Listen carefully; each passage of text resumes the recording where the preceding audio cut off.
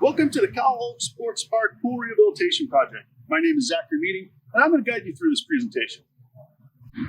For over 30 years, RJM has been designing aquatic facilities from small spray plays to large aquatic parks.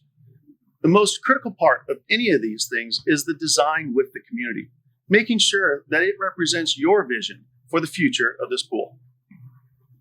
The Cal Oaks Pool was designed and built by the housing developer in 1990 and turned over to Riverside County before the city of Murrieta incorporated in 1991.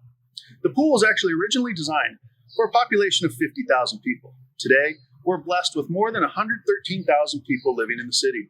Naturally, we've outgrown this pool facility. For over 30 years, community service staff has maintained this facility to the best of their abilities.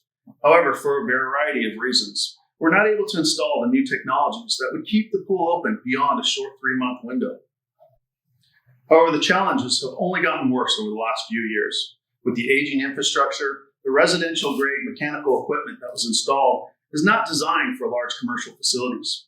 In August of 2023, the city elected to permanently close the pool facility and began the process of designing and reconstructing a state-of-the-art facility that will better serve the needs of Murrieta community.